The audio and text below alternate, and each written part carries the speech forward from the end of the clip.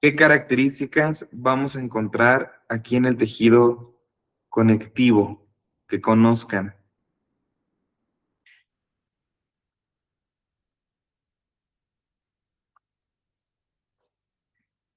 ¿Sí, Kim?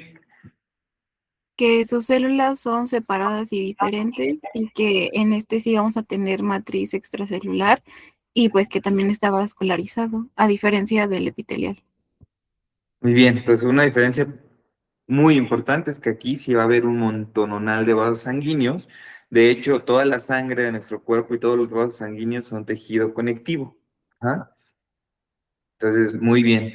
Las células no están pegaditas, no son ladrillos. Aquí cada célula anda por su lado y son muy diferentes entre ellas.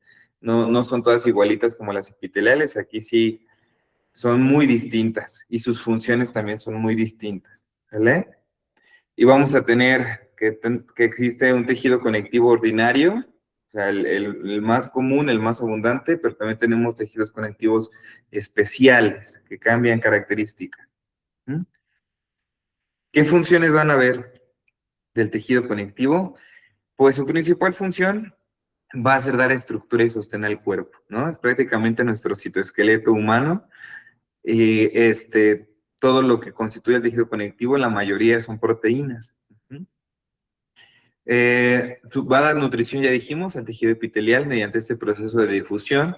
Va a dar una protección mecánica e incluso inmunológica. ¿Por qué? Porque todo lo que veamos del sistema inmune del tejido linfoide es tejido conectivo también. Ujú. Va a haber un transporte, intercambio de sustancias y va a haber también como función comunicación entre los tejidos, como dijimos, es el que va a permitir que el tejido epitelial, que está como aislado, se pueda incluso comunicar con el músculo o hasta con el sistema nervioso, ¿vale? Entonces ya las habíamos dicho, características, aquí vamos a tener células y lo que producen las células. O sea, aquí sí va a haber sustancia entre ellas, por eso se llama sustancia intercelular, porque aquí sí hay, ¿no? No en el epitelial no había nada más que las uniones celulares uniendo a cada una de las células, pero no había agua, no había líquido, no había nada. Aquí sí. Ujú. Y ya dijimos, está muy vascularizado, está inervado, quiere decir que ahí van a llegar ramas de los nervios principales para darle una inervación al tejido conectivo. Se encuentra en todos los órganos, como los otros cuatro, y en sistemas, pero en donde va a haber muy poquito tejido conectivo, o sea, prácticamente solamente sangre o algunas sustancias del sistema inmune, por ejemplo, algunas células, pero como tal un tejido conectivo ordinario no hay en el sistema nervioso central. Ujú. Es como la excepción, pero sí hay algunas partes del especializado, como les digo, sangre sí hay. Y tiene mucha matriz extracelular o se le puede llamar sustancia intercelular o matriz extracelular, es lo mismo, y son un conjunto de proteínas con agua que van a estar rodeando a todas estas células que componen el tejido conectivo. Ujú. Esa es su clasificación. Vamos a tener un tejido conectivo embrionario, que es el famosísimo mesénquima, que lo van a ver en embrio, que Pablo ya una vez me había preguntado algo del mesénquima, ¿no? Pues es este tipo de tejido conectivo que exclusivamente lo tenemos cuando somos embriones, cuando somos fetos. Ya después, en la vida adulta, no existe. En el adulto tenemos el propiamente dicho, que se va a dividir en laxo y en denso. El propiamente dicho está compuesto por fibras y células, y si tenemos más fibras, entonces es más denso. Si tenemos más células que fibras, es más laxo. Entonces lo que dice, determina si es laxo o denso, es la cantidad de células y fibras que tenemos. Ajá. Más fibras, más denso. Más células, más laxo. Y el denso lo podemos llamar regular o irregular, o modelado y no modelado, es lo mismo. Entonces, modelado o regular, cuando todas mis proteínas van hacia el mismo sentido, o sea, se ven derechitas, parejitas. Y si vemos como cada quien para su casa, ¿no? Unas para acá, unas para allá, y no hay una forma específica, ese se llama irregular o no modelado. ¿Mm? pero vamos a ver ahorita todo lo que es el tejido conectivo ordinario para que lo entiendan mejor. Y como parte del tejido conectivo especializado, tenemos todo eso, tenemos el cartílago, el hueso, el tejido adiposo, la sangre, la médula ósea, que forma el tejido hematopoyético, y el sistema linfático con todo lo que pertenece al sistema inmune. Ajá, o sea, es un montononal del especializado. ¿Mm? ¿Hasta ahí vamos bien?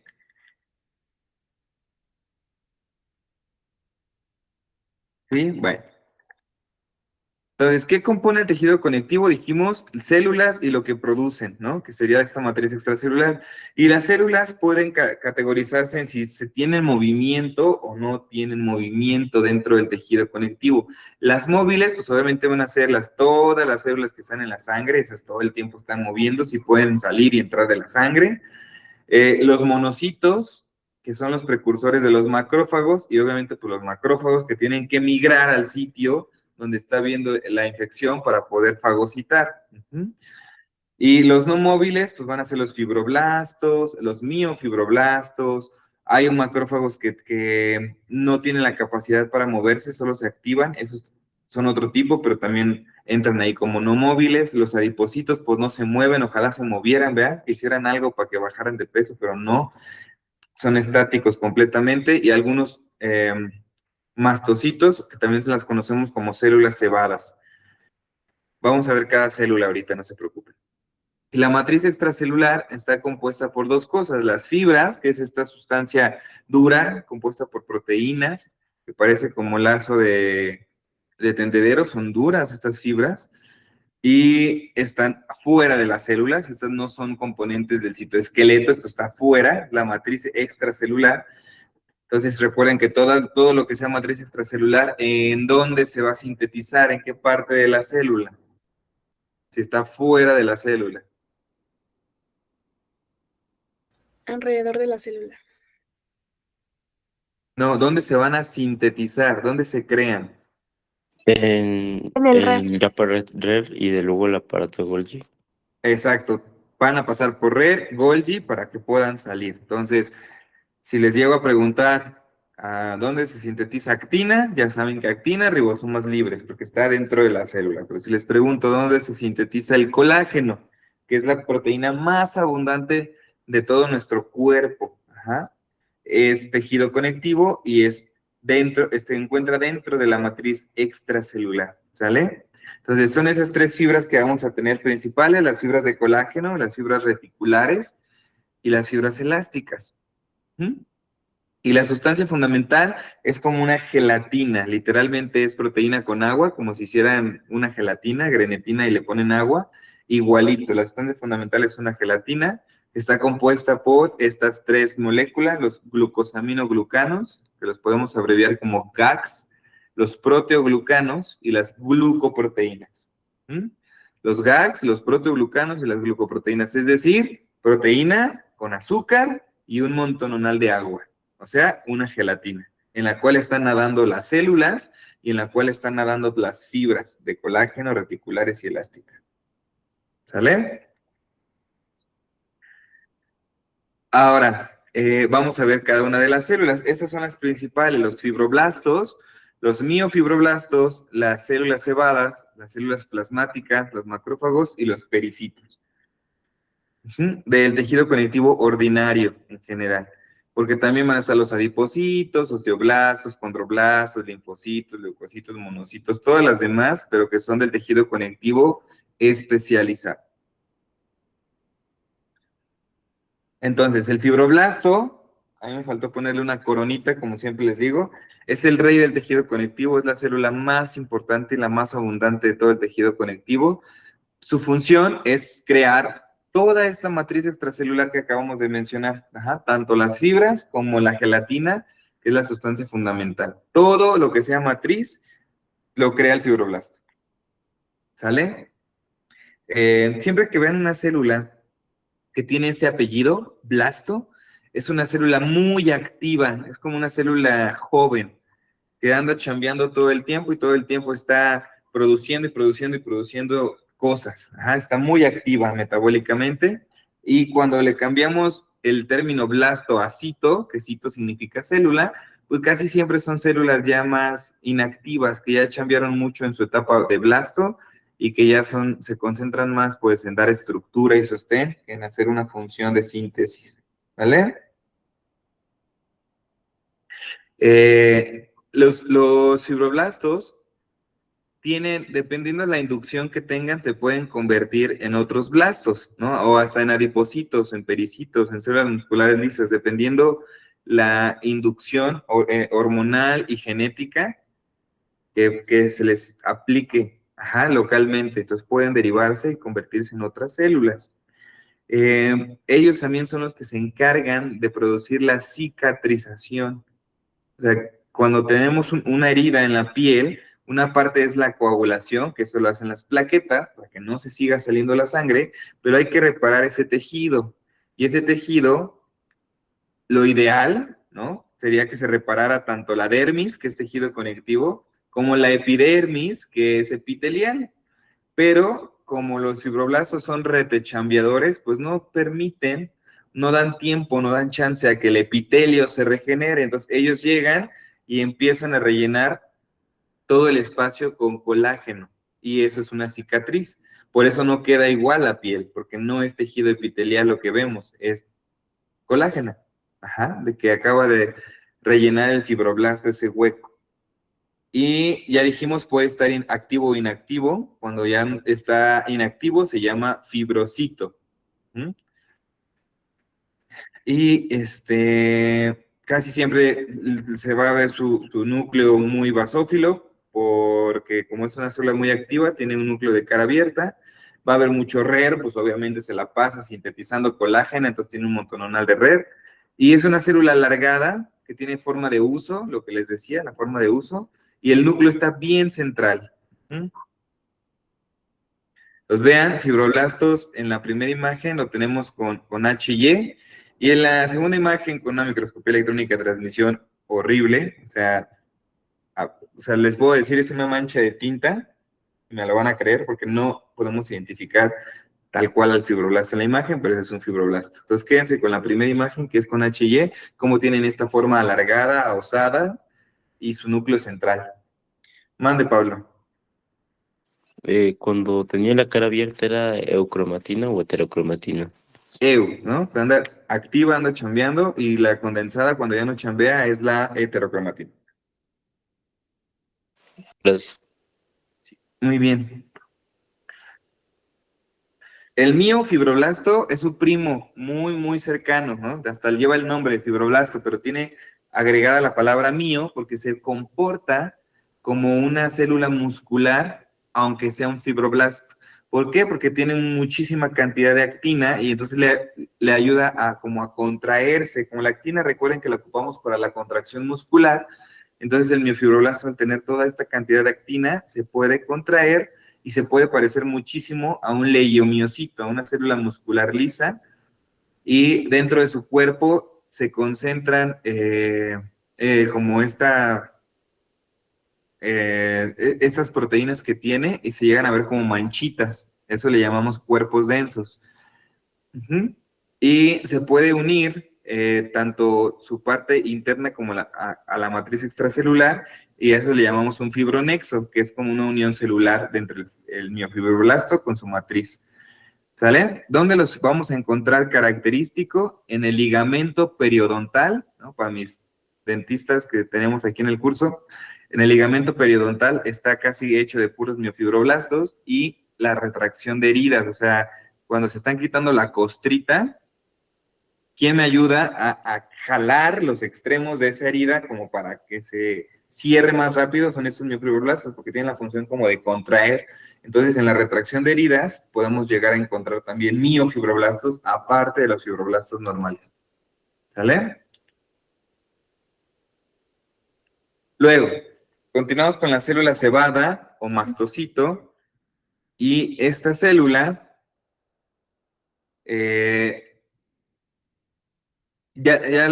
algunos que estuvieron conmigo ya la conocen. Es una célula que se le da este nombre porque cuando la vemos al microscopio precisamente se ve como la imagen, como si estuviera llena de gránulos, ¿no? Como si fuera sebo.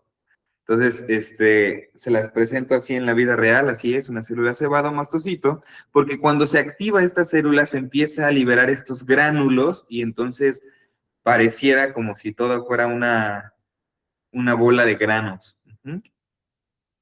¿Dónde nacen los mastocitos? Nacen en la médula ósea y después migran al tejido conectivo como si fuera una célula del sistema inmune.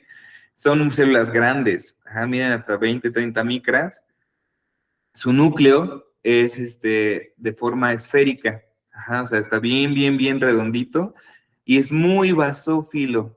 No tiene casi nada rosita, es morado, morado por la presencia de sus gránulos ácidos que tiene. Ajá. Y presenta esta metacromasia. ¿Se acuerdan qué era la metacromasia que vimos en técnica histológica? Cuando cambia de color del tinte. Ajá, cuando lo teñimos y cambia de color, ¿no? Este es un claro ejemplo con la célula cebada, que nunca la observamos del color real, siempre la vemos basófila por el cambio de color que tiene. Ujú. Y casi siempre lo vamos a tener en el tejido conectivo laxo, porque el denso, recuerden que son casi puras fibras.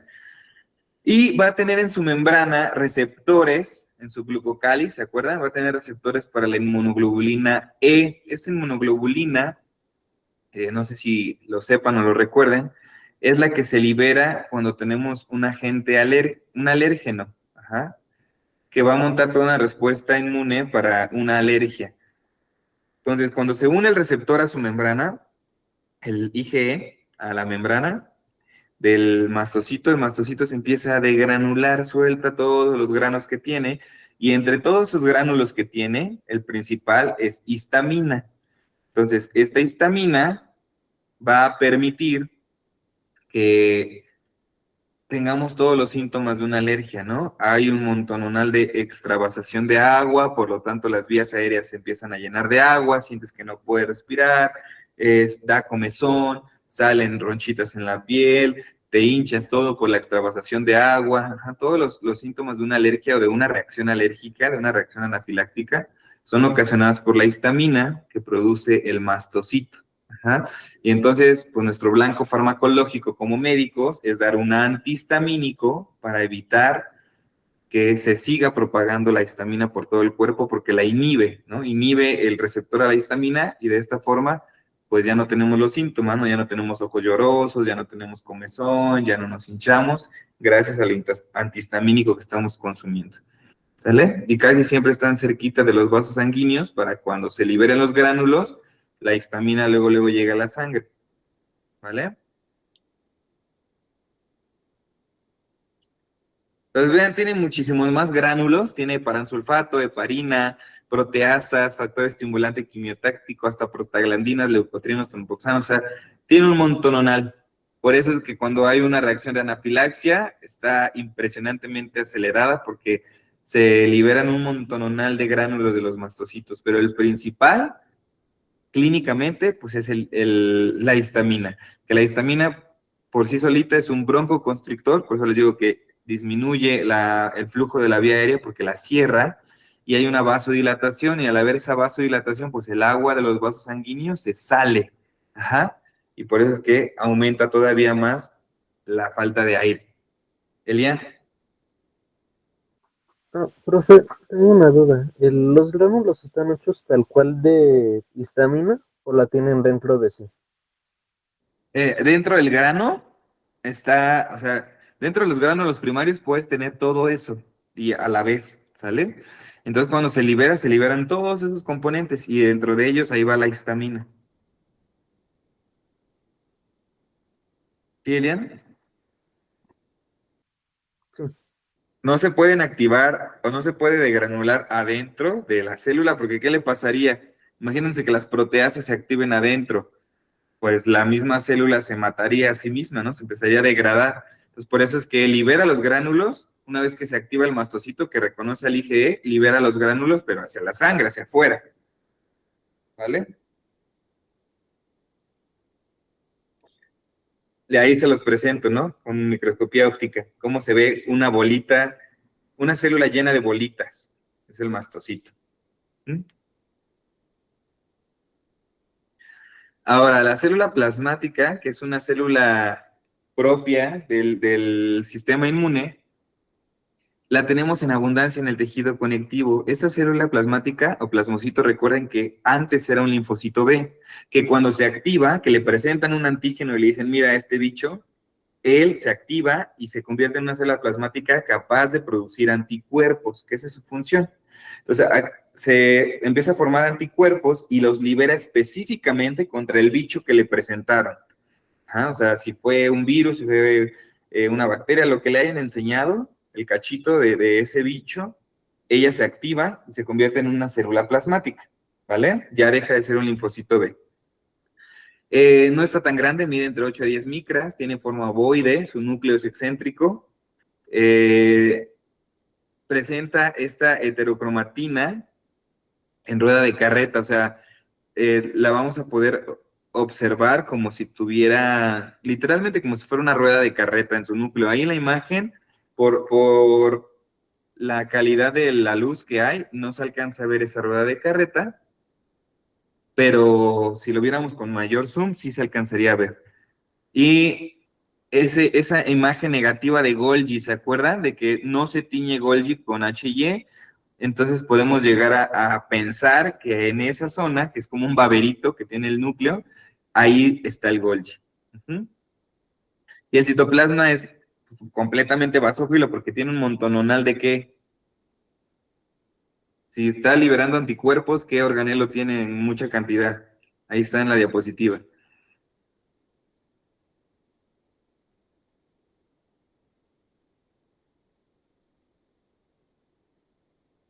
Inmunoglobulinas.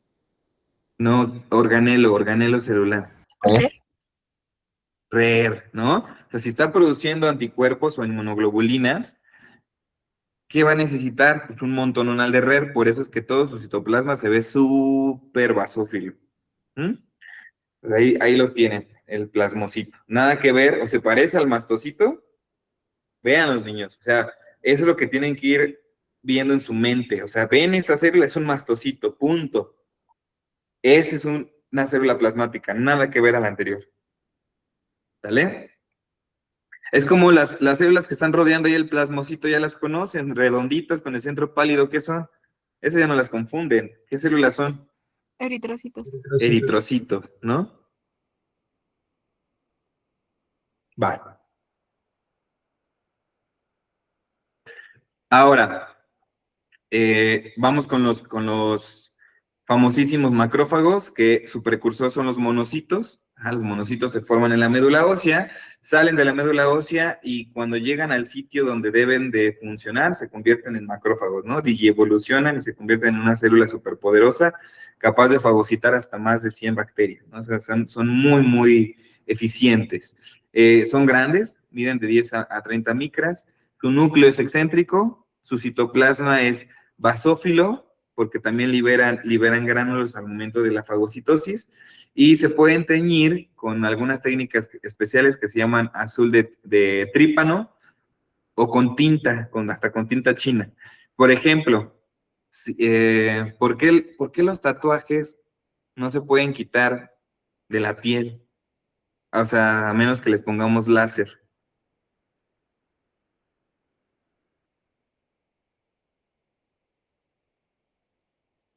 Porque los macrófagos se comen esa tinta. O sea, al momento de que realizamos el tatuaje, los macrófagos que están ahí en la dermis, en el tejido conectivo ordinario de la dermis, empiezan a comer esa tinta y por eso es que el tatuaje se hace prácticamente imborrable, a menos que matemos esos macrófagos con láser, ¿no? O sea, se impregna la tinta dentro de ellos. Como en la imagen, están viendo, están impregnados ahí los macrófagos con tinta como para tinción.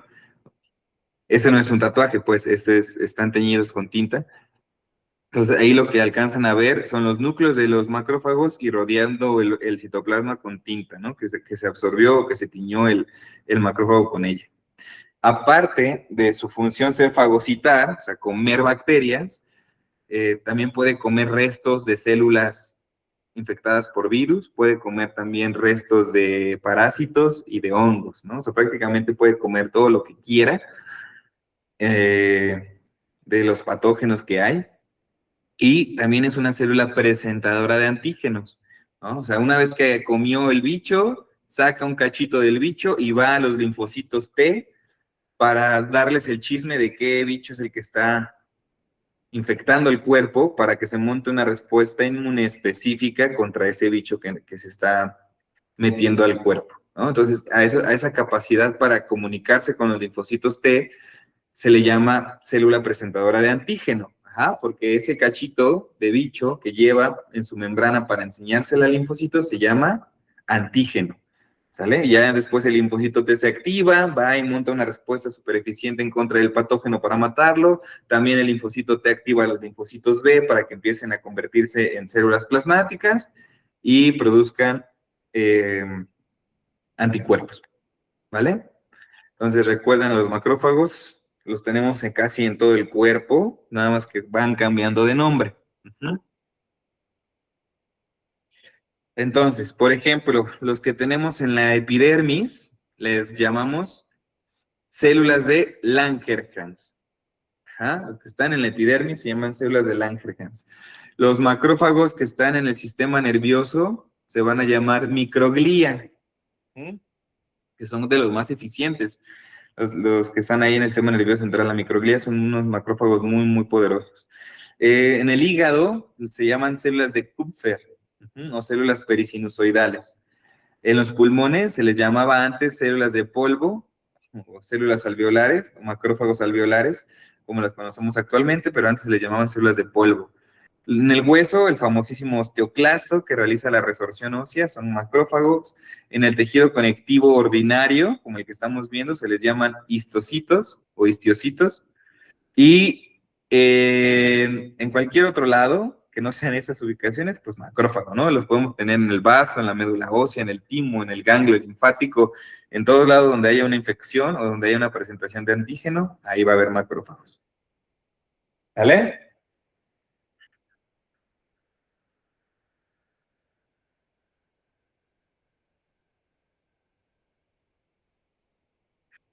Y aquí les presento dos macrófagos, células grandes con gránulos que pueden llegar a tener prolongaciones cuando están moviéndose, tratando de atrapar una bacteria, pues es fácil que se les salgan prolongaciones como el de la imagen de la derecha. Pues son unos monstruos, ¿no? Para los pobres patógenos. Pero qué bueno, benditos macrófagos que existen y nos salvan la vida todos los días. Ahora, pueden haber una fusión de muchos macrófagos y convertirse en una célula gigante de reacción a cuerpo extraño, conocida como célula de Langerhans. Por eso les decía la otra vez que no confundieran la célula de Langerhans, que es un macrófago de la epidermis, con la célula de Langerhans. Esa es una célula que no existe de forma normal a menos que se fusionen muchos macrófagos. Ajá, o sea, solamente la vemos en estado patológico. Eso obviamente es una célula multinucleada porque tenemos los núcleos de todos los macrófagos que se fusionaron. Y en una enfermedad muy característica donde vamos a encontrar estas en la biopsia es en tuberculosis. ¿Vale? Los pericitos son unas células que van a rodear capilares. Los tenemos prácticamente en todas las capilares, menos en los que son vénulas. Y son unas células alargadas que tienen prolongaciones, que tienen solamente un núcleo central y tienen miosina y tropomiosina, entonces también tienen una capacidad un poquito contráctil y su función es proteger a los capilares, proteger a este endotelio contra algún medio externo, no contra bichos así, sino proteger de forma mecánica, le da protección mecánica, estructural. Si se dan cuenta en la imagen de la derecha, lo ven más ejemplificado, tenemos a las células del epitelio plano simple que forman a los capilares, como el que les puse hoy en el examen, les puse un epitelio plano simple, les puse un endotelio, y las células que están rodeando este endotelio son los pericitos.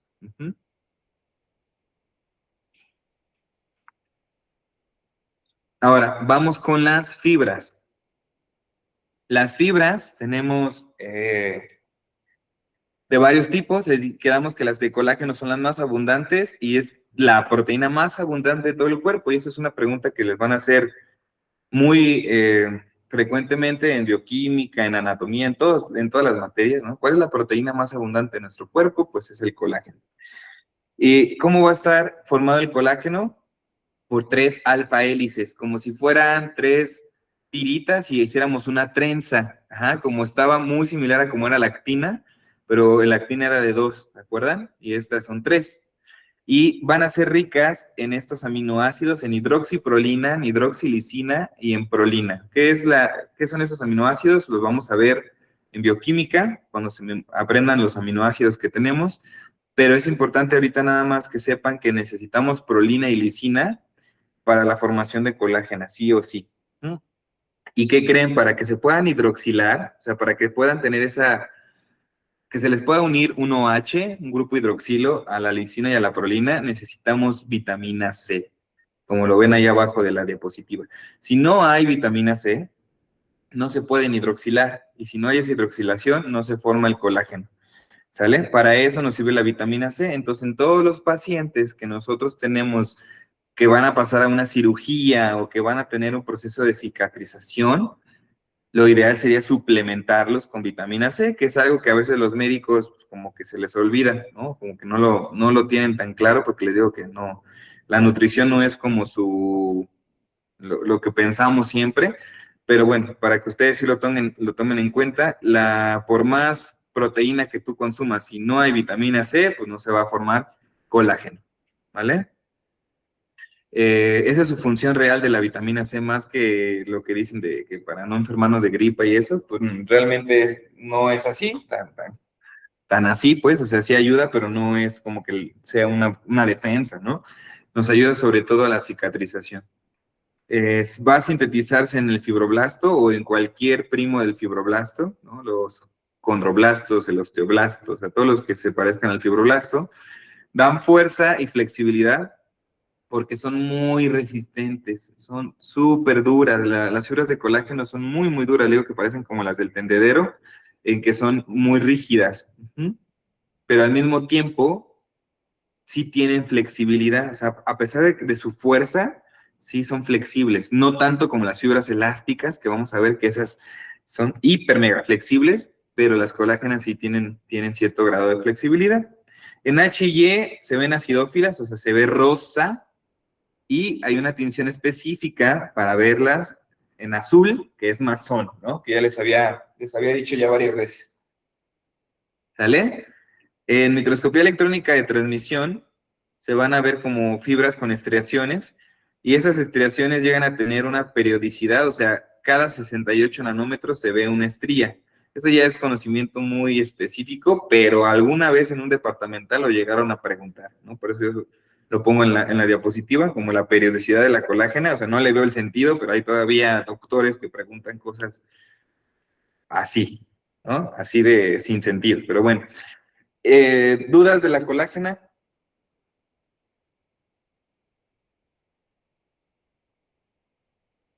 Ahora, tenemos muchos tipos de colágena. Se les va a poner un número a cada uno de ellos. Tenemos muchas colágenas, ¿no? O sea, más de 10 tipos, pero no todas son de relevancia clínica. O no todas son tan abundantes. Entonces, la colágena tipo 1 es la colágena específica para el hueso. Ajá. Y la vamos a tener también en el tejido conectivo propiamente dicho, en el denso regular, formando tendones y ligamentos. Entonces, la colágena tipo 1 también me sirve para formar tendones y ligamentos. Entonces, recuérdenlo así, hueso, tendones y ligamentos, colágena tipo 1. La colágena tipo 2 la vamos a encontrar exclusivamente en el cartílago. La colágena tipo 3 forma a su vez las fibras reticulares, que es otro de estos 3 tipos de fibras que tenemos en la matriz extracelular. Dijimos que era colágeno, elásticas y reticulares, pues las reticulares a su vez también son fibras de colágeno tipo 3, pero con características diferentes y por eso se pueden clasificar diferente. Y la 4 que vimos ayer, las membranas basales de los epitelios, ¿no? Lo que comunica el epitelio con el tejido conectivo es este colágeno tipo 4. Todos los sintetiza el fibroblasto. ¿Ok? O en el caso pues del tipo 2, el cartílago, el condroblasto, o en el caso del hueso, el tipo 1, el osteoblasto. ¿Vale? Entonces, ¿cómo se da esta síntesis de colágena? No me voy a detener mucho aquí por tiempo, nada más recuerden que se forma en el red, luego va en el Golgi, sale de la célula como un precolágeno, o sea, no está todavía el colágeno completo y termina de hidroxilarse afuera, ¿sale? Afuera se ensambla y ya formamos el colágeno tal cual. Entonces sale como un precolágeno, no sale el colágeno listo, se ensambla afuera de la célula. Y así se ve con MET. ¿Ven cómo tiene esa periodicidad? O sea, cómo vemos líneas intercaladas entre cada una de ellas. Entonces, esa periodicidad es la que les digo que a veces le llegaron a preguntar. Pero bueno, así se ve con MET. Entonces, si ven líneas así, casi siempre afuera de una célula o cercana a la membrana, va a ser colágeno. Las fibras elásticas están formadas de una proteína que se llama elastina. ¿Ah?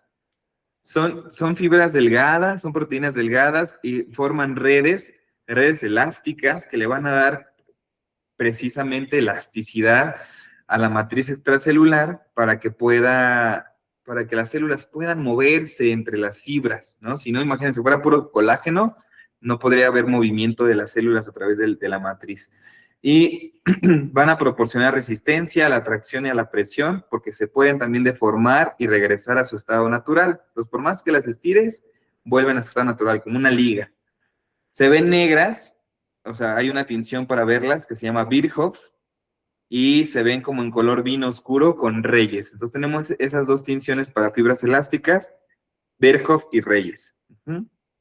Están compuestas, ya les dije, por elastina, que se une entre ellas a la fibrilina. O sea, la proteína principal es la elastina y lo que va uniendo las fibras de elastina es la fibrilina. ¿Y dónde vamos a tener muchas fibras elásticas? Pues son abundantes en la aorta, por eso es que la aorta puede distenderse cada vez que el corazón late, distenderse un montononal y regresar a su estado natural, porque tenemos muchas fibras elásticas en la aorta. En el pulmón, también lo que le da la elasticidad al pulmón para cada respiración son las fibras elásticas, y tenemos también en la laringe fibras elásticas que participan en la formación del cartílago elástico de la laringe. Muy bien. Entonces recuerden esas tres localizaciones principales: aorta, pulmón y laringe. Entonces las presento. Si aquí se ven como vino oscuro, entonces la tinción es Reyes, como le decía.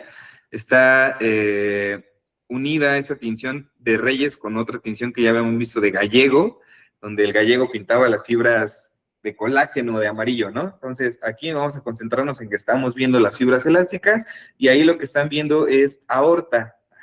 Vean cómo la pared de la aorta está completamente llena de fibras elásticas que le dan esta elasticidad típica a esa arteria, a la arteria más grande del cuerpo, que es la aorta.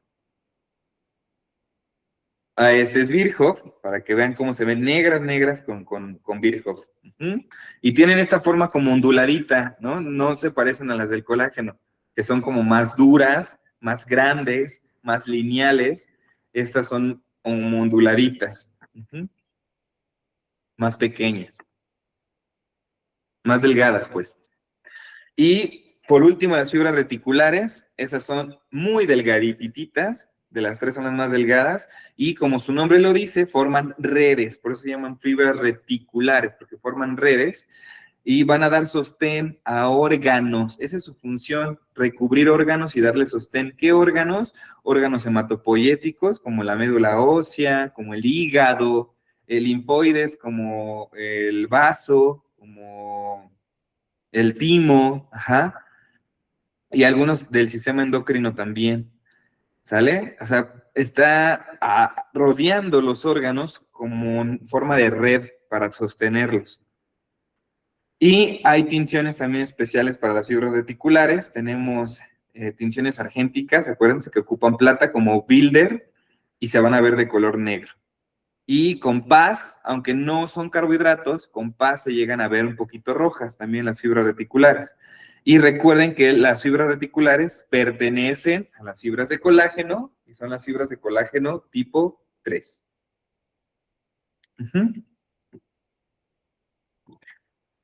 Ahí las tenemos, ¿ok? Vean cómo este es hígado. Estamos viendo hepatocitos y cómo entre esos hepatocitos, si estamos tiñendo con Builder, pues lo que vamos a teñir son las fibras reticulares. Vemos cómo entre ellos pasan estas fibras súper delgaditas, nada que ver con las elásticas ni con las de colágeno. Son muy, muy delgaditas y forman estas redes entre los hepatocitos, dándole sostén al hígado, ¿vale? Otro ejemplo de fibras elásticas, para que vean cómo forman estas redes y son súper delgadas.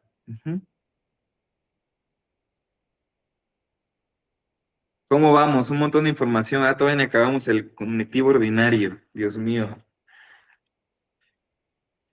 Al menos, la verdad es que me voy a dar por bien servido, niños, si acabamos mañana los tejidos, porque así como vamos, no sé si nos dé tiempo de que podamos ver todos los órganos, ¿no? Porque pues, no solo nos queda mañana. Y todavía nos faltan las demás asignaturas, pero ya con que acabemos de ver los tejidos es bastante, porque ahí en la Facultad de Medicina, el primer bloque, la primera unidad, porque son 3 parciales de esto, el primer parcial acaba hasta tejido conectivo, el segundo parcial ocupa tejido muscular, nervioso, ojo, oído y sistema linfohematopoyético, que también es tejido conectivo. Entonces, pues prácticamente estaríamos cubriendo la mayor parte del primer y segundo parcial, nos faltaría el tercero, porque no sé si nos dé tiempo de acabar. Aún así, si no, yo de todas maneras les voy a pasar todas las diapositivas de los otros, de lo que nos faltaría ver, por si no lo acabamos, y si no, pues ya vemos si armamos una clase extra o qué hacemos, ¿va? Entonces, de la sustancia fundamental, que dijimos que era esta gelatina de la matriz extracelular, estaba conformado por 3 cosas, dijimos los GAGs, los glucosaminoglucanos, los proteoglucanos y las glucoproteínas. Y el más abundante de los 3 son los GAGs, son los glucosaminoglucanos. ¿Qué es un glucosaminoglucano? Ahorita lo que entiendan, con eso quédense, en bioquímica lo vamos a ver más. Es un heteropolisacárido, o sea, es un carbohidrato compuesto por muchísimos monómeros de carbohidrato, pues es un polisacárido, ¿no? Más de 10, y es hetero porque está formado a la vez por 2 tipos de azúcar, que se unen en este polisacárido. Esos compuestos son N-acetilglucosamina y N-acetilgalactosamina. Son estas 2 azúcares que van a estar intercalándose, uniéndose a un ácido urónico, y de esta forma formamos al heteropolisacárido. Así, infinidad de veces unidas estas moléculas.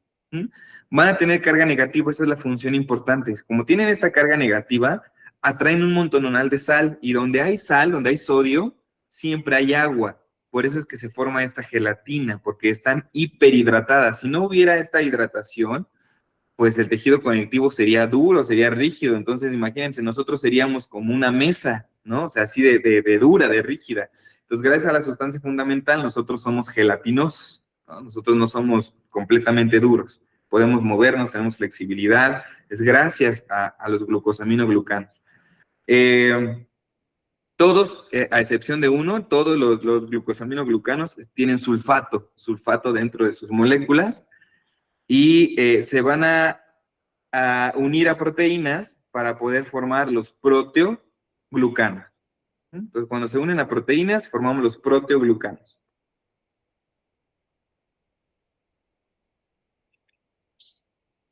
El único GAG que no tiene sulfato es el más importante de todos, que es el ácido hialurónico.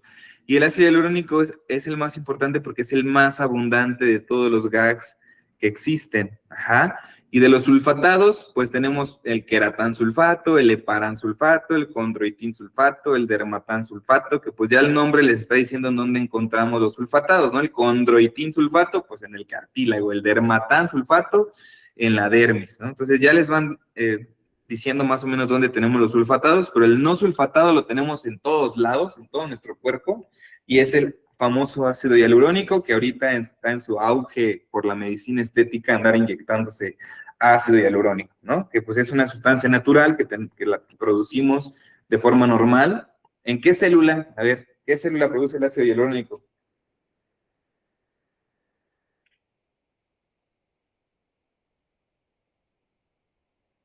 No es nada difícil, niños. O sea, a ver, ácido hialurónico es un GAG. El GAG es sustancia fundamental. Sustancia fundamental es parte de la matriz extracelular. Entonces, ¿quién produce la matriz extracelular?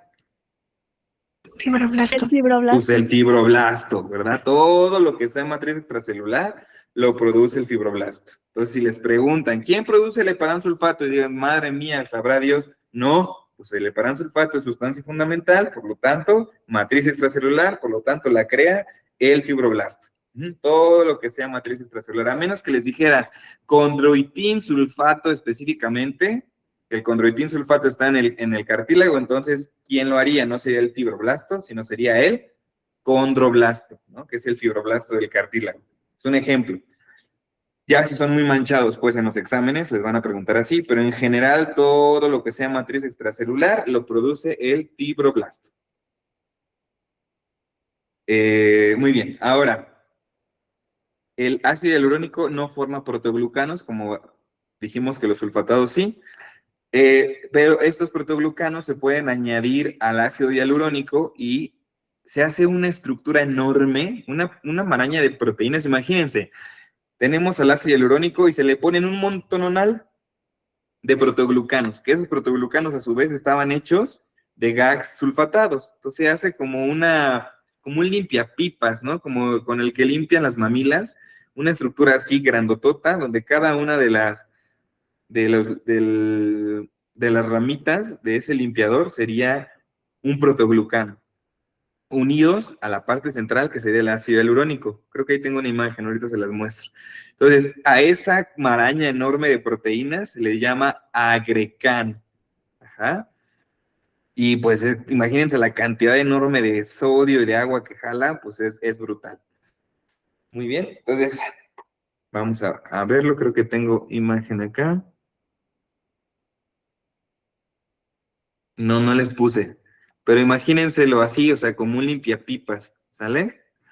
Y tenemos también las glucoproteínas, que las glucoproteínas, como su nombre lo dice, son glucoproteínas de adhesión, o sea, van a pegar todos los componentes de la matriz para que no queden ahí volando a la deriva, o sea, las fijan y fijan a su vez las células a todos esos componentes de la matriz. Ajá. Ejemplos de glucoproteínas son la fibronectina, la laminina, la entactina, la tenasina, la condronectina, la ostionectina. Ya saben que todo lo que acaba en ina es una proteína, pero se llama glucoproteína porque tiene pegado un azúcar.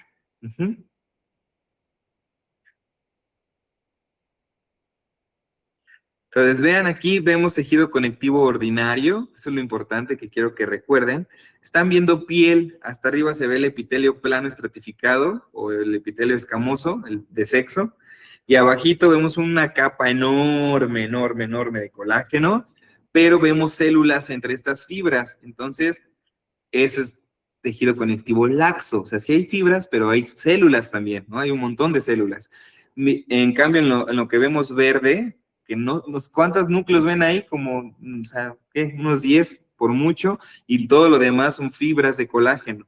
Entonces, así se ve el denso, y así se ve el laxo. En azul el laxo, en verde el denso. O sea, se ven por la cantidad de células que vemos en el tejido conectivo. Muchas más células, laxo, muchas más fibras, denso. Y este específicamente es denso, pero es denso irregular o no modelado. ¿Por qué? Porque todas las fibras de colágeno van cada quien para su lado. No son en la misma dirección. Si fueran en la misma dirección, como la siguiente imagen, sería un denso regular. Ahora véanlo, parecen como rayones de crayón así bien bonitos, ¿no? Derechitos. Esto es tendón y obviamente está teñido con masón porque se ve azul el colágeno. Ajá. Entonces, así se ve el regular, y arriba vean cómo se ve el denso irregular, y el laxo pues, se ve con muchas células. Entonces, ahí ven piel, todo lo que ven tanto de azul como de verde, eso es la dermis, que es puro tejido conectivo. Y acá vemos un tendón teñido con masón, para ejemplificar el tejido conectivo denso regular. ¿Vale? Y hay enfermedades de la colágena, hay un montonal de enfermedades de la colágena, pero les puse las más características. Tenemos al síndrome de Ehlers-Danlos, que este síndrome se caracteriza por una hiperlaxitud. O sea, el colágeno tiene un montonal de cantidad de fibras elásticas, muchas más de lo normal porque tenemos una anomalía en el gen de la colágena. Entonces, como el colágeno está alterado, pareciera como si se comportara como fibras elásticas. Ajá, porque está defectuoso ese colágeno, no está tan duro, tan rígido como debería de estar. Y entonces vean cómo se estiran la piel, o sea, son los que pueden como ponerse su dedo casi hasta tocar la muñeca, ¿no? De la hiperlaxitud que tienen. Las rodillas también, pues es colágeno, también tienen malformación y la piel la pueden estirar, pero pues casi como chicle. ¿Ah? Entonces, eso se llama síndrome de Ehlers-Danlos y seguramente conocen a alguien que lo tiene. ¿Cuál es el problema de esta enfermedad? Que son propensos a que se rompan los vasos sanguíneos como la aorta y se ocasione la muerte por esta hiperlaxitud de la colágena. Formar aneurismas, por ejemplo, y se muere. ¿Ya la conocían? ¿Quién ya conocía esta enfermedad?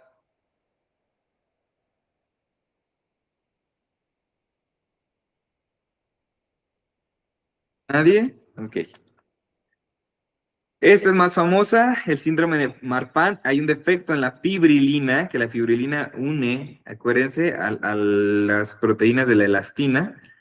Entonces, si hay un defecto en la fibrilina, va a haber también una exageración de fibras elásticas.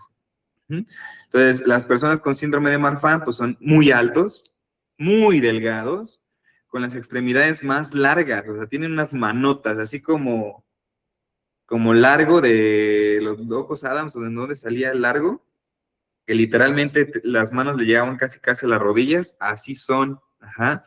Y también se pueden morir por aneurismas, por esta hiperlaxitud que tienen dentro de los vasos sanguíneos.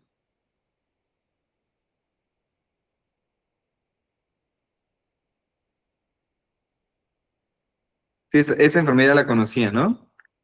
Bueno, son las dos más comunes, hay muchísimas más, pero esas son las dos principales. Entonces, hasta aquí acabamos el tejido conectivo ordinario.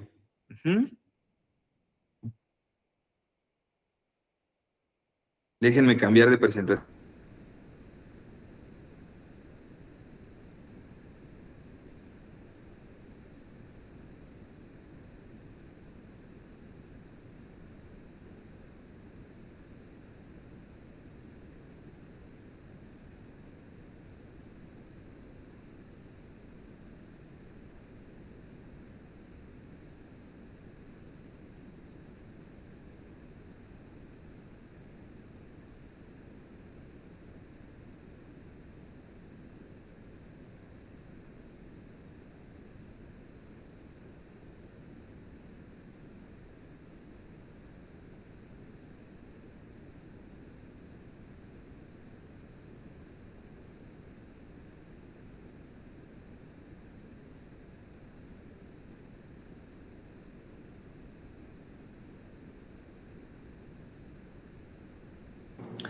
Muy bien, vamos a ver muy rápido, muy puntual, lo que deben de saber del tejido adiposo. Bueno, el tejido adiposo es tejido conectivo especializado, o sea, sigue siendo tejido conectivo y está conformado por una sola célula, por el adipocito, que son más o menos así como lo ven ahí en esa imagen photoshopeada falsa, pero así son, está prácticamente todo el cuerpo lleno de grasa, de estas gotas de grasa que está formado por triglicéridos y colesterol, y vemos como el núcleo, o sea, ni cabe, ¿no? Lo aplasta y le llamamos rechazado a la periferia, porque lo principal no son los organelos ni el núcleo, o sea, lo principal de esta célula es almacenar grasa, ¿no? Es nuestro banco dorado que tenemos en nuestro cuerpo, y esto vale demasiado, demasiado para el cuerpo, porque tener reserva de ácidos grasos, de colesterol en nuestro cuerpo, es prácticamente la lotería energética, ¿no? O sea, mientras más tejido adiposo hay, pues el cuerpo tiene más más para sobrevivir, digámoslo así, ¿no? De dónde nutrirse.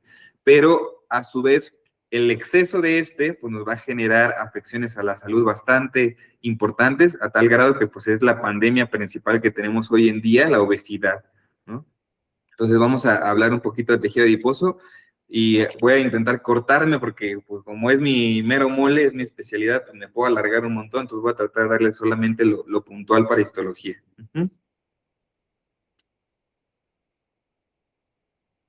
Ya dijimos, tejido conectivo especializado, está formado por los adipocitos y tenemos dos tipos de tejido adiposo, el tejido adiposo blanco y el tejido adiposo pardo, depende del color que tiene, ¿no? El blanco es así como el normal, el amarillito que conocemos, y hay un tejido adiposo que es oscuro, por eso se llama pardo, porque es como café.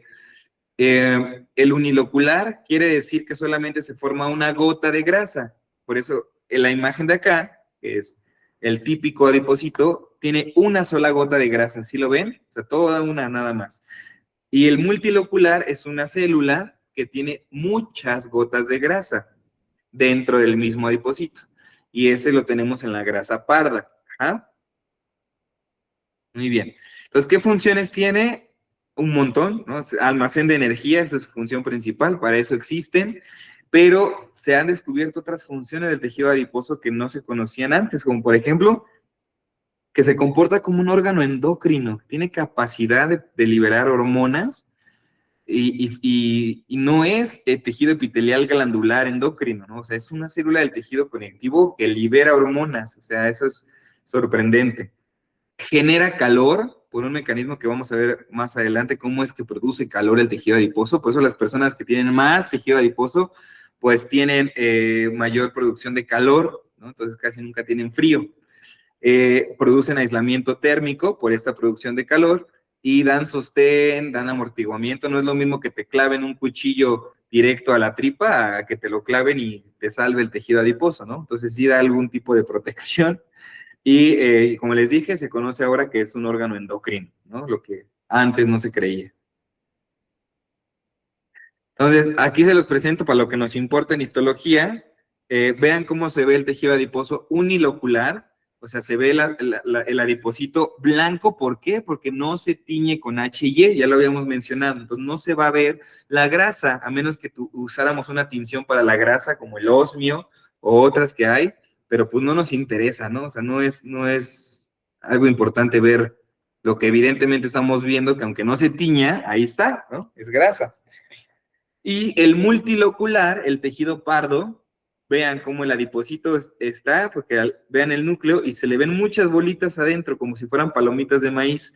Entonces, unilocular, el típico adipocito gordotote con el núcleo rechazado a la periferia, y vean el multilocular, el núcleo se ve muchísimo más redondo, más esférico, y se ven las palomitas de maíz dentro de la célula.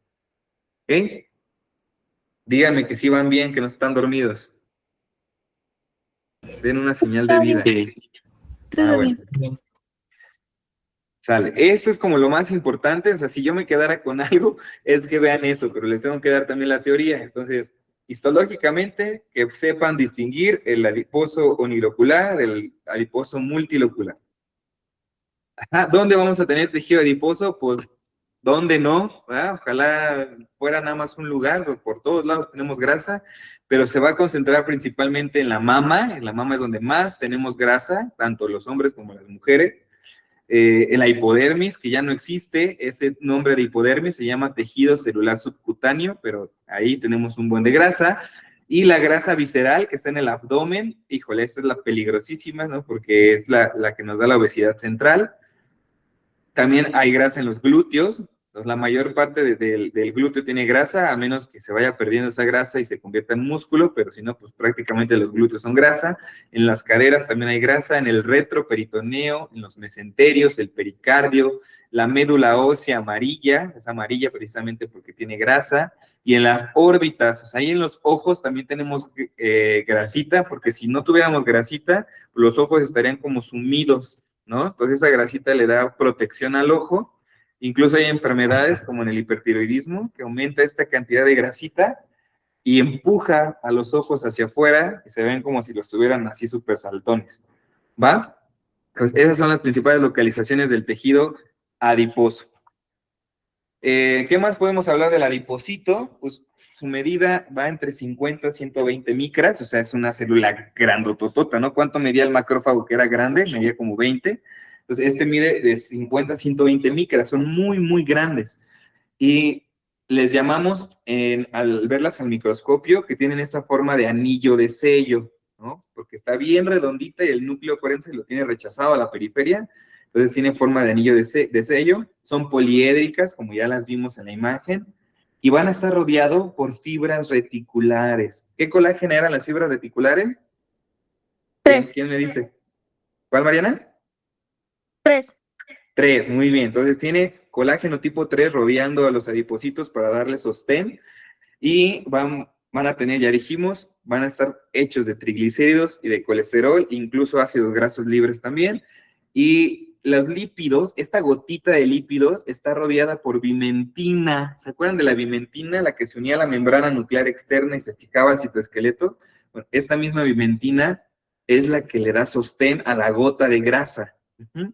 Y en su membrana va a tener receptores un montonal de hormonas, o sea, un montón de hormonas inducen alguna acción en el tejido adiposo, ya sea para guardar más grasa o ya sea para disminuir la cantidad de grasa. Ejemplo, la hormona del crecimiento aumenta la cantidad de grasa, las hormonas tiroideas, dependiendo si hay mucho o poco, van a aumentar o disminuir la cantidad de grasa, la insulina siempre aumenta la cantidad de grasa, es de las principales que va a permitir que se guarde grasa en el adipocito. Dentro de los glucocorticoides, el cortisol, la noradrenalina, ellos al contrario, ellos liberan grasa y los estrógenos también acumulan más grasa. Entonces, estos receptores están en la membrana del adipocito y dependiendo su inducción en él, ya saben, aumentamos o disminuimos grasa. ¿Ok? Entonces vean, ahí otra vez otro corte histológico, cómo tienen esta forma poliédrica y cómo el núcleo ni cabe, ¿no? A veces ni se ve el núcleo de tan rechazado la periferia que está. No voy a hablar de su embriología, porque no nos interesa ahorita, estamos contratiempo, entonces no lo vamos a ver, pero para que pueda generarse el tejido adiposo ocupamos un gen que es el PPAR gamma, y este PPAR gamma sí me interesa que lo conozcan, porque hay medicamentos que van a ver para la diabetes que tienen este receptor de PPAR gamma o que nos importa el PPAR gamma, entonces nada más recordar que para la formación del tejido adiposo necesitamos este factor de transcripción que se llama PPAR gamma. A lo mejor ya cuando vean sus clases de farmacología ni se acuerdan de eso, pero bueno, ahí lo anotan como dato curioso. Ahora, ¿qué diferencia al unilocular del multilocular? Pues que el unilocular nos sirve para principalmente almacenar energía. O sea, sí va a producir calor, pero no es su función principal. Para eso tenemos el multilocular, para que el multilocular produzca una cantidad enorme de calor. Y el multilocular lo tenemos cuando somos recién nacidos. Cuando ya vamos creciendo, se pierde el multilocular, o sea, tenemos ya bien poquita cantidad y solo nos queda el unilocular, que su capacidad térmica pues es muy poca. Y este es el mugroso que genera sus gorditos y los panículos adiposos por todos lados, ¿no? El unilocular, que como estas células tienen dos formas de crecer. En general, todas las células de nuestro cuerpo, una se llama hipertrofia, que es cuando aumentan de tamaño, y otra se llama hiperplasia, que es cuando aumentan de número, de cantidad. Entonces, los adipocitos, cuando llegan a hacer una hiperplasia, ese es un tumor, es un lipoma, pero pues no es tan frecuente, digamos. Pero a comparación de la hipertrofia que hacen, o sea, los adipocitos sí pueden crecer, crecer, crecer y crecer y engordar todo lo que se les antoje. O sea, no tienen un límite. El adipocito no va a decir, no, ya no me cabe más grasa, ya, no, él mientras haya grasa, la va a guardar. Ajá. Entonces pueden llegar a ser tan grandes, un solo adipocito puede llegar a tener una sola gota de grasa enorme.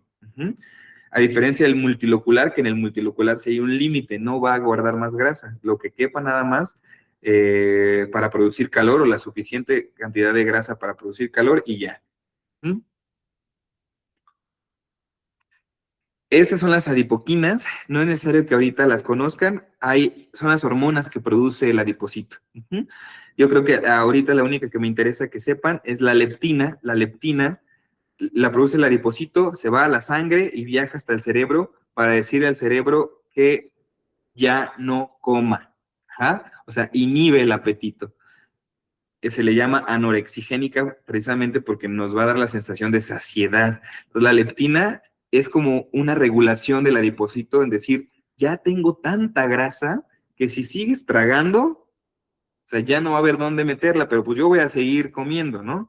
Mientras tú me des grasa, yo lo voy a seguir comiendo, pero yo te estoy avisando que ya te estás pasando. Entonces, la leptina es una forma de regular y que ya no comamos más. Y hay otra forma de regularla a la inversa, que es la grelina. Y la grelina, al contrario, cuando ya va disminuyendo la cantidad de grasa del adipocito, dicen, no, pues es que esto es oro dorado, ¿no?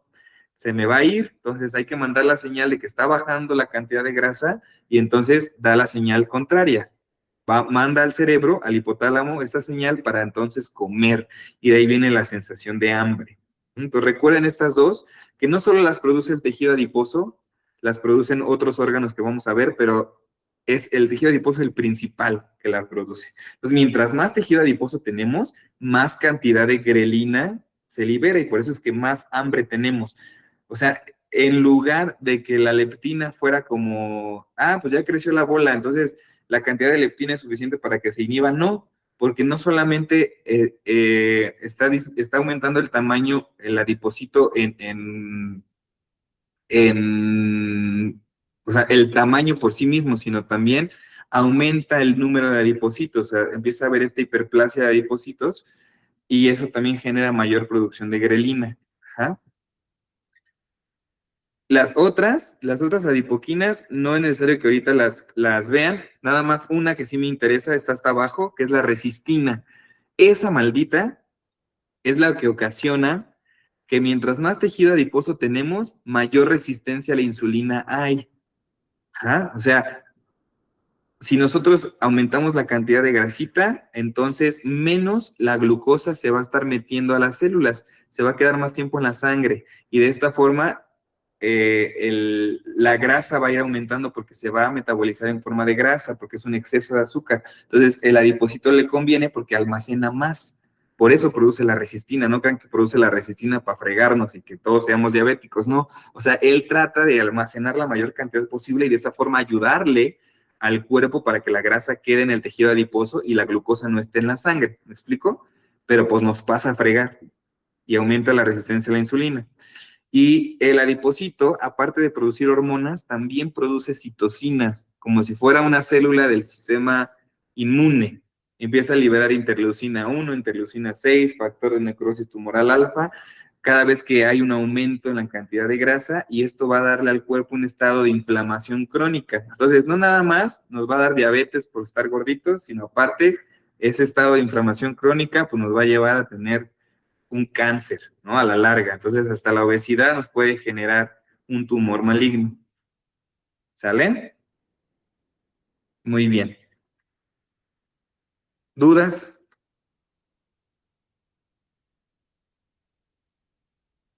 No, que es algo que les dije, la Creo que grelina no, aumenta el profe, apetito, gracias. la leptina inhibe el apetito, y aquí tenemos un síndrome característico del tejido adiposo, cuando hay una secreción excesiva de grelina por una alteración en el brazo largo del cromosoma 15, que es el que produce la grelina, vamos a tener este defecto. Y vean, pobres niños, no tienen obesidad mórbida porque coman un montón, sino porque la grelina la tienen activa todo el tiempo y entonces eso genera que cualquier cosita que coman se forme grasa, ¿no? Entonces, ese síndrome se llama Prader-Willi. Y no quiere decir que todos los que tenemos gorditos es porque tengamos Prader-Willi, ¿eh? O sea, hay que regular nuestra alimentación. Ok, hasta ahí vamos bien. Les digo, no voy a darles todo lo que podría hablar del tejido adiposo porque yo me puedo echar todo el curso hablando de obesidad. Entonces, hasta ahí me voy a quedar del unilocular. Y del multilocular dijimos que su principal función es generar calor. ¿Y por qué va a generar calor? Porque va a tener un desacoplante que se llama, ahí lo ven, UCP1. Entonces, ese UCP1, que también le podemos llamar termogenina, va a, en la mitocondria, va a darnos, o sea, una vez que se desacopla esta termogenina, la mitocondria tenemos el citocromo oxidasa, ¿no? Esta citocromo oxidasa, como su nombre lo dice, citocromo, da color. Entonces, cuando se desacopla la termogenina, que empieza la producción de calor, el citocromo oxidasa se activa y nos da este color característico al tejido adiposo pardo, como rojizo. Eso quiere decir que sí está chambeando bien, que sí está produciendo calor. Estamos oxidando los ácidos grasos gracias a que tenemos el UCP1 en el tejido adiposo multilocular. Y ese también lo van a ver más adelante cuando vean fármacos que pueden aumentar la producción de calor por la desacoplación de este gen. Ajá, o sea, se expresa, empieza la producción de UCP1 de la termogenina y eso provoca que aumente la oxidación de los ácidos grasos y por lo tanto estamos produciendo más calor. Es por eso que el multilocular no engorda tanto como el unilocular, porque hay un límite, o sea, estamos oxidando todo el tiempo los ácidos grasos que está consumiendo, entonces no permite que engorde, ¿me explico? Y con el frío aumenta esta lipogénesis, o sea, cuando hay un clima frío necesitamos producir más calor, por lo tanto vamos a tener vamos a guardar más grasa porque hace frío y entonces si tenemos más grasa, pues producimos más calor. El ejemplo más característico de animal que tiene un montononal de tejido adiposo multilocular, pues es el oso, ¿no? En el oso, que se va a ir 4 meses a no comer, pues hay que tener la mayor cantidad de grasa para que él pueda comer su propia grasa durante esos 4 meses y producir calor porque es un montononal de frío, ¿no? Entonces, nosotros no somos osos, siempre les digo, o sea, nosotros no tenemos por qué guardar de más tejido adiposo porque no lo necesitamos. Así vivamos en Toluca, una zona donde haya muchísimo frío, no, aparte que el tejido adiposo unilocular no va a producir calor, ¿no? No, o sea, sí produce, pero no es su función principal, entonces no nos sirve. Y nosotros adultos ya no tenemos tejido adiposo multilocular abundante, o sea, tenemos muy poquito atrás de los riñoncitos, como que queda un poco de ese tejido, pero ya no hay. Entonces, no nos sirve estar comiendo de más para producir calor. Ya no, a nosotros no. ¿Sale? Cuando somos recién nacidos, pues sí, porque con tantito frío que hace ya nos estamos muriendo, con tantito calor nos deshidratamos. Entonces, ahí sí necesitamos esta regulación y por eso es que tenemos más multilocular cuando somos recién nacidos, porque pobres bebés, imagínense, tantito frío y ya están en hipotermia. Entonces, al tener más cantidad de multilocular, producen mayor calor. Y recuerden el UCP1, la termogenina, porque es pregunta de examen departamental siempre. ¿Qué tejido adiposo es? ¿Multilocular o unilocular? Multilocular. Multilocular, ¿no? Estamos viendo palomitas de maíz con núcleos grandototes, multilocular. Perfecto. Ay, así se ve. Vean cómo se ven un montononal de gotitas, ¿no? Y tenemos la expresión del UCP1. Entonces, ya en el adulto, ¿dónde tenemos? Les digo, principalmente en el retroperitoneo, podemos llegar a tener en el cuello un poquito, en la región interescapular también un poquito y en el mediastino, pero pues nada, o sea, es bien poquito. Entonces, ¿cómo se da esta termogénesis? Les decía, se dan receptores en la piel de que hay frío, por lo tanto se envían las señales para la producción de calor a las mitocondrias del tejido adiposo. Ajá, entonces, el UCP1, que lo tienen en la membrana interna mitocondrial, que permite este flujo retrógrado de protones, se desacopla para poder quitarle como su función a la cadena respiratoria y produzca calor. O sea, no es que la célula ya no tenga producción de ATP, sí la va a tener, la va a seguir, o sea, la célula todo el tiempo tiene que estar produciendo ATP, pero este flujo desacoplado permite que aumente la cantidad de calor, gracias a ese UCP1. Entonces, el UCP1 está en la misma membrana donde vamos a tener la cadena transportadora de electrones y ocupa esos mismos electrones para la producción de calor. Por eso necesitamos que haya ácidos grasos, que la persona coma, o que el bebé coma, o que el oso coma, para que pueda haber producción de calor. Si no hay esos ácidos grasos, pues no se va a ocupar energía, entonces no hay producción de calor. Ya, hasta ahí me quedo, no voy a hablar de obesidad, porque si hablo de obesidad, híjole, ¿no? O sea, no acabo. Y el tumor benigno de estos adipocitos es el lipoma. Y si van a ser cirujanos o hasta médico general, a veces pueden operar lipomas muy chiquitos, pero los cirujanos son los encargados de retirar esos lipomas y es común, uno de los tumores benignos más comunes que hay. ¿Mm? Listo. Hasta ahí. ¿Dudas? Está sencillo el tejido adiposo, ¿no? Histológicamente solo es que puedan distinguir el multilocular del unilocular.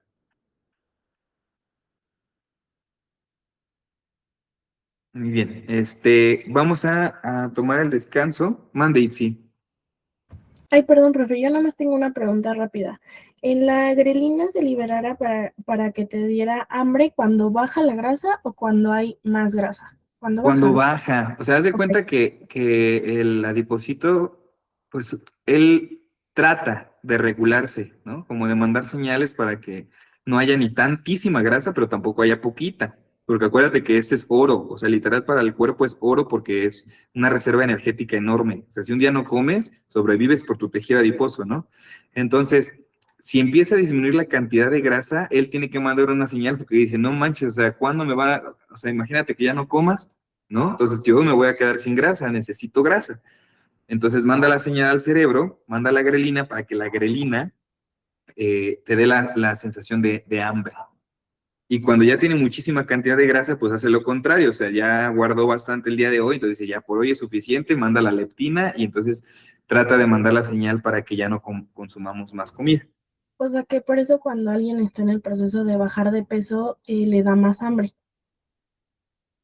Sí, porque se manda esta señal, y entonces es difícil. Dice, no, es que la dieta no me está funcionando porque ahora tengo más hambre. Y entonces, es difícil, ¿no? Pero ya existen ahorita una maravilla de medicamentos que los van a ver que se llaman análogos de GLP-1 y esos medicamentos te quitan el hambre y entonces nos ayudan muchísimo en los procesos de dieta.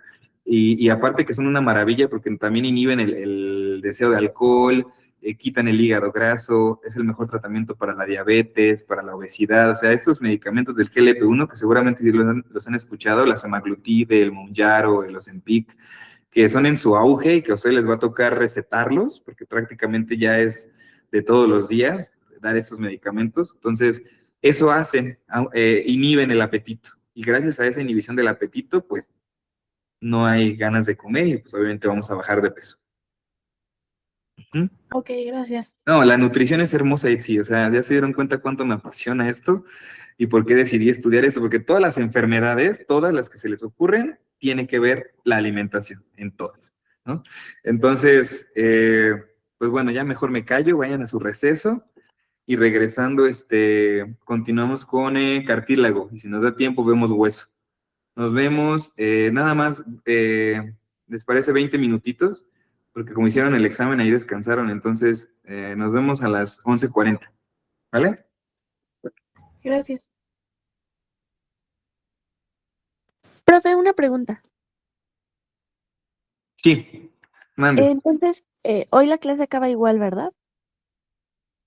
Pues no, como empezamos antes, pues tendría que acabar antes, pero vamos a tratar de que acabe a las 12:30, Ok, está bien. ¿vale? Sí, gracias.